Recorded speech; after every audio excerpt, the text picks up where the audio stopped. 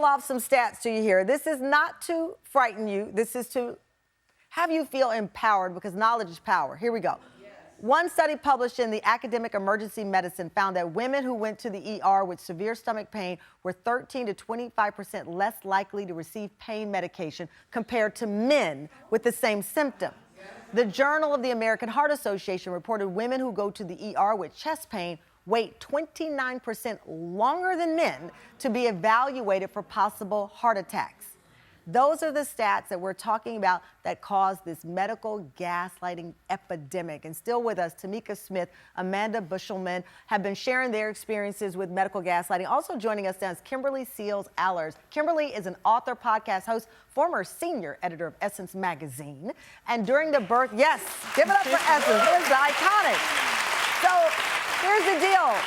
During the birth of her first child in 2000, Kimberly was left feeling what she describes as disrespected, traumatized, and gaslit.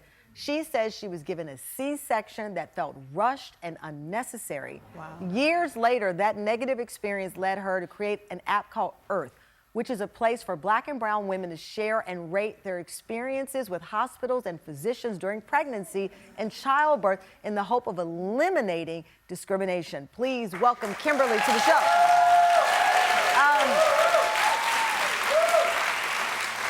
You took power into your own hands, much like going on TikTok. These are all tools to help women become their own advocate.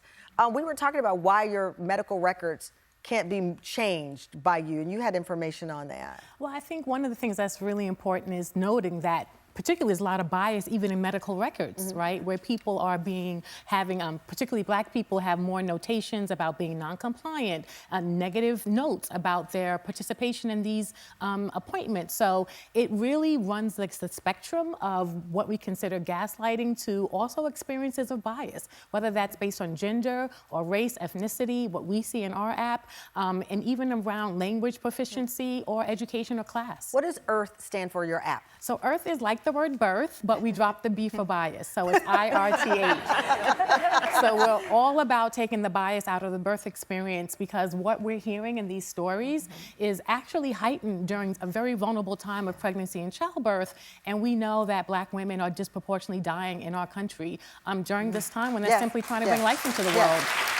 You know, and we've talked about that on the show. Tanya Lewis-Lee, a friend, her documentary is so powerful. And we've spoke with other men who lost their spouses during childbirth. Think about, we live in the most powerful country in the world, and there are women who die giving birth in this country.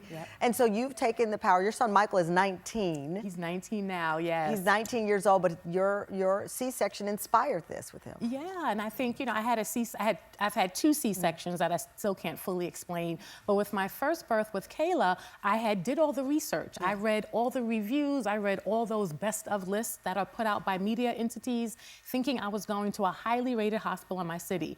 But I had a completely different experience. Everything that I read was a standard practice of care I had to fight for. And again, in addition to the C-section, on the other side of it, having to fight to have my baby with me, having my baby given formula against my wishes when I said I was going to be breastfeeding. It was just one thing after another. So how does the app work? So basically, you can do several things. On the front end, you can leave reviews. You come in, you create an account. You can search reviews to see what other people are saying. And the thing about Earth that's so powerful, on the back end, we turn these reviews into data, powerful patient experience data. So now we're working with hospitals in 6 states, creating improvement plans, helping them literally improve their care by listening to Black and brown women and birthing people.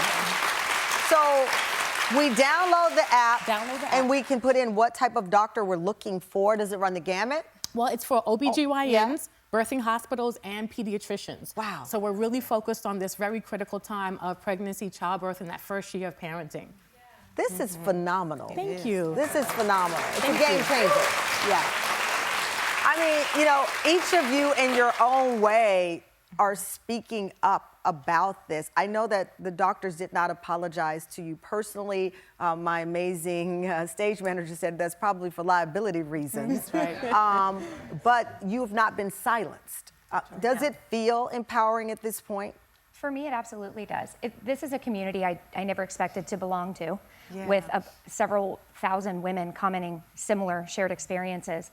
But I feel like the most important thing I can do with my voice is to encourage the next generation. Wow. And to encourage my daughters. You know your body. You've been in your body forever. They've known you for 5 minutes. They've known you for 5 minutes.